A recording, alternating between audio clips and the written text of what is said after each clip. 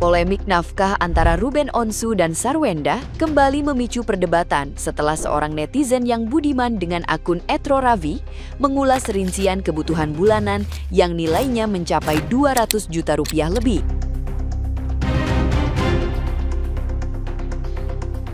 Menurutnya, nominal tersebut terkesan berlebihan untuk kebutuhan anak karena sejumlah pos pengeluaran dinilai tidak sepenuhnya berkaitan langsung dengan kepentingan mereka. Ia juga menyoroti fakta bahwa Ruben sebelumnya tetap memberikan nafkah tersebut selama berbulan-bulan tanpa banyak sorotan publik.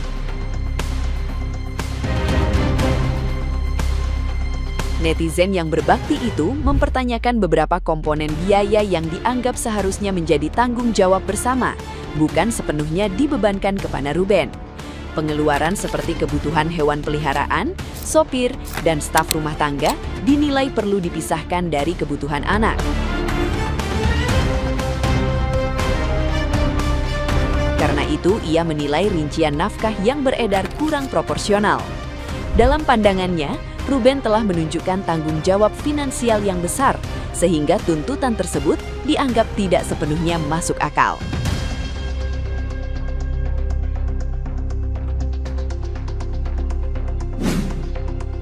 Ini dia yang udah gue tunggu-tunggu. Rincian 200 juta itu apa aja untuk nafkah anaknya Sarwenda akhirnya keluar ya. Dan sesuai dugaan gue itu adalah over budget untuk kebutuhan anak-anak. Kalau kata gue mah Wenda, lu ya cuman kurang bersyukur aja sih. Bener-bener lu tuh kurang bersyukur. Mereka divorce itu September 2024, yang dimana Ruben baru nggak ngasih itu selama 6 bulan ke belakang. Berarti sejak September sampai ke 6 bulan belakang itu Ruben tetap ngasih dia 200 juta sekian per bulan ya. Berarti itu sudah menjelang 1 tahun lebih ya kurang lebih 1 tahunan ya. Kenapa itu nggak dibahas? Kenapa yang dibahas cuma 6 bulan terakhir yang dia nggak ngasih? Karena kalau memang Ruben pelit, apalagi buat anak-anak, dari awal angka itu keluar 200 juta, dia nggak mungkin ngasih dari awal. Tapi ini sudah berjalan 1 tahunan. Dan Ruben stop ngasih itu gara-gara apa? Gara-gara dia merasa untuk ketemu anak-anaknya tuh sulit gitu. 200 juta itu nggak sedikit guys. Walaupun itu di kalangan kelas atas ya, walaupun itu di kalangan artis, itu nggak sedikit. 200 juta itu per bulan, bukan per tahun. Itu per bulan. Yang dimana Ruben itu harus bekerja pagi, siang, dan malam. Gue di sini nggak ngebelain Ruben, gue di sini juga bukan hatersnya Wenda, karena gue nggak kenal sama mereka berdua. Gue cuma mengeluarkan pendapat gue aja dari kedua belah pihak. Karena pas gue lihat rincian ternyata adalah itu biaya dogi 9 jutaan yang dimana itu emang tinggal di rumahnya Wenda, itu kan bukan anak-anak ya, itu bukan biaya anak-anak. Oke? Terus ada juga biaya supir ya, biaya supir itu kalau nggak salah 7,3 juta atau sekian, yang dimana biaya supir itu dibebankan ke Ruben semua. Sedangkan harusnya pekerjaan supirnya itu harusnya nggak 24 jam untuk anaknya.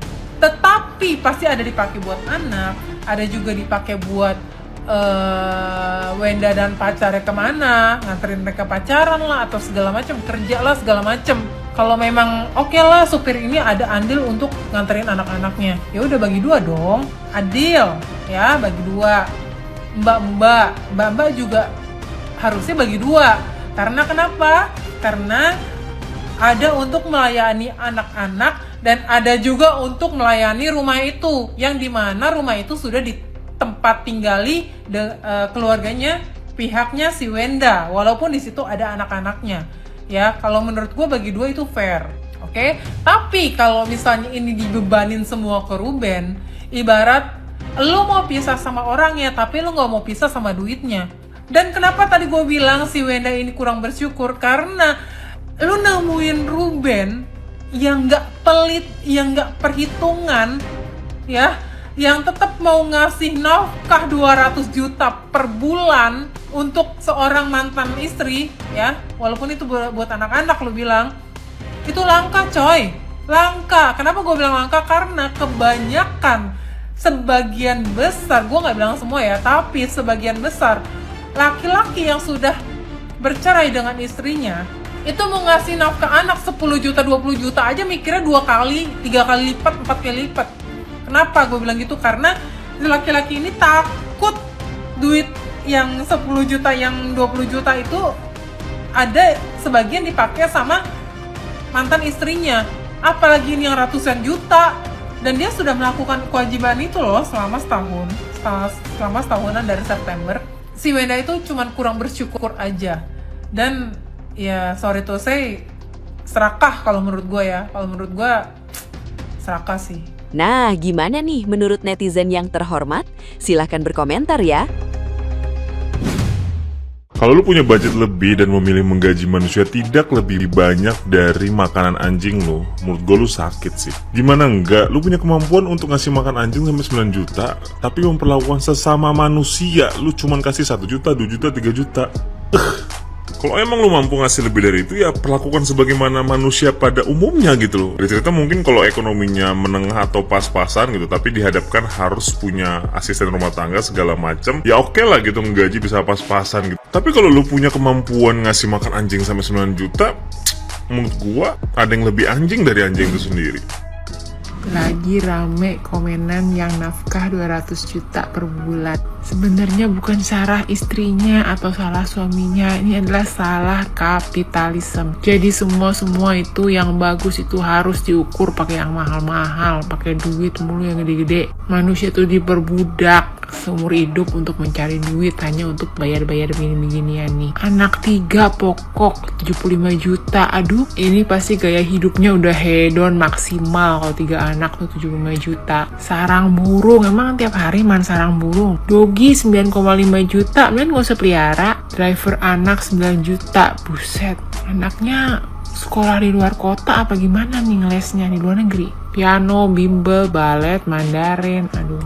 Emang Cici juga ngeles sih, anak-anak ngeles gini semua. Cuma ya gak segini banget nominalnya. Inilah mengapa manusia ini makin kesini itu harusnya makin sederhana ya. Gak usah heboh-heboh begini juga tetap hidup bisa. Sarwenda dikasih 200 juta per bulan dari mantan suaminya, yaitu Ruben Onsu.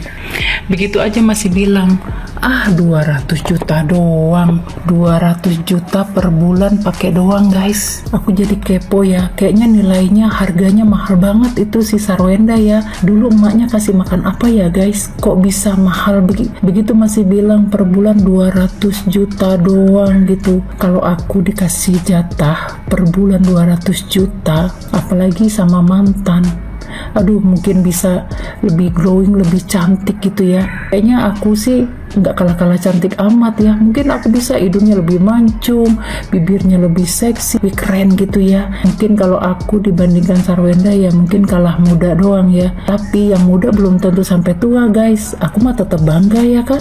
Aku dikasih jatah per bulan 200 juta. Pokoknya itu pasangan udah nggak tahu deh diapain.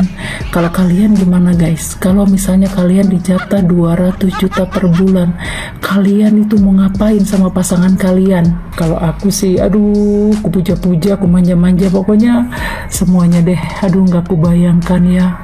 Dan bisa mungkin mempercantik ya diri gitu ya. Pantesan ini ya artis-artis itu ya dikasihnya 200 juta per bulan aja masih bilang 200 juta aja pakai doang. Bingung aku guys. Dan satu lagi aku mau nanya, ini kira-kira stok orang baiknya kayak Ruben Onsu masih ada enggak ya? Aduh nggak ngerti. Kasih tahu dong guys, kasih makan apa sih sama emaknya dia? Harganya tinggi banget. 200 juta sistem rembes, ya iyalah, emangnya rembesan tembok yang lu bisa dempul sendiri di bawah 100.000? Beda lah, ini duit udah 3 digit say. Kalau memang lu masih jadi istrinya, ya mungkin gak akan diperhitungkan. Ini kan udah jalan masing-masing gitu kan. Ya iyalah, harus ada hitam di atas putih tiap bulannya.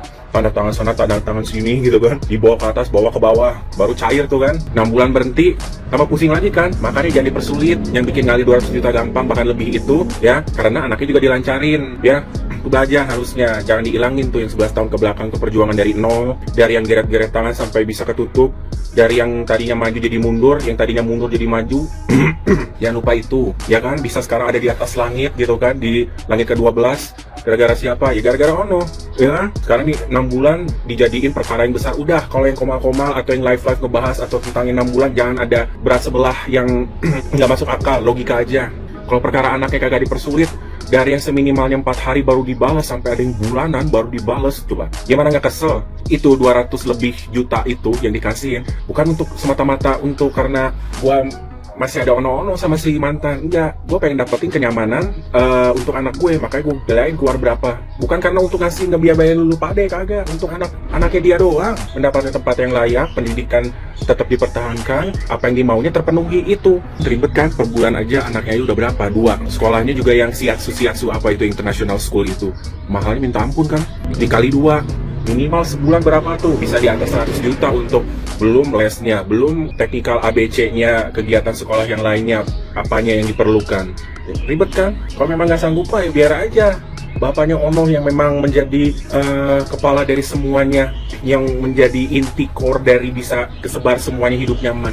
Kembaliin aja ke bapaknya, biar bapaknya ngurus, lu ngapain? Kalau diberhentiin mau ngebayar gimana itu? Justru lu harus mikir, 6 bulan itu jadi pelajaran buat lu. Udah, kalau si Oma biar aja dia ngebantu dan jualan serabutannya itu ya, yang kalian jual itu, udah biar aja. Mikir, ya kan? Daripada panas semuanya kan, termasuk adanya nggak ada angin, nggak ada hujan, keliling-keliling, komal di mana-mana, keliling-keliling, buka suara, kenapa ya? Nggak ada urusan. Koko R udah ngomong di live-nya, ya nggak ada urusan, gak usah ikut-ikutan, jangan namanya mencabangkan permasalahan yang sebenarnya cuma masalah anak, nggak ada hubungannya. War-war, kita ngomongin katanya 200 juta, bukan 20.000. Lu mau ngelawan yang duitnya per bulan di atas tus-tus sama lu yang baru 1.000, mau menangin dari mana? Mau nyewa tukang gorengan atau apa? Jadi pengacara.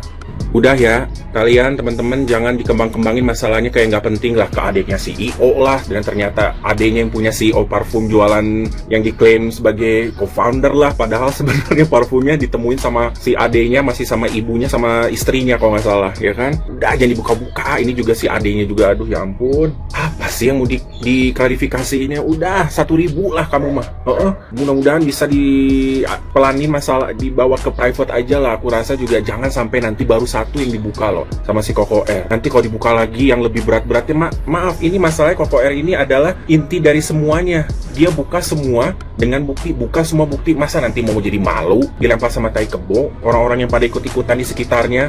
Coba jangan ada yang panas-panasin kompornya, dinyala-nyalain ya. Udah diem aja. Ini masalahnya nggak masalah kayak umum, kayak bukan masalah skincare ini mah, bukan masalah nilap-nilap sana sini yang semuanya juga pada pelaku-pelaku yang haus akan rupiah gitu kan, validasi atau apalah. Ini masalah ini khusus, ini masalahnya yang lagi dapat masalah ini seseorang yang di masyarakat itu kita tahu seperti apa, dan di masyarakat juga banyak masalah-masalah kayak begini. Kan harus sudah tahu mana yang benar, mana yang salah, mana yang harus diluruskan, mana yang memang benar diakui memang ini tuh tidak berfaedah, tidak baik ya. Jangan dikembang-kembangin lagi, karena yang dikembangin ini udah mulai keluar jalur, tidak ada nyambung-nyambungnya ya. Yang sosok ikutan keluarga ngebela yang salah atau apa, yang ada SKSD nggak usah ya. Ini masalahnya simple, cuma karena masalah anak, dan besar-besarkan yang 6 bulan yang udah dijawab langsung sama Koko ya di eksklusif interviewnya, cuma karena masalah anak. Ya Tuhan.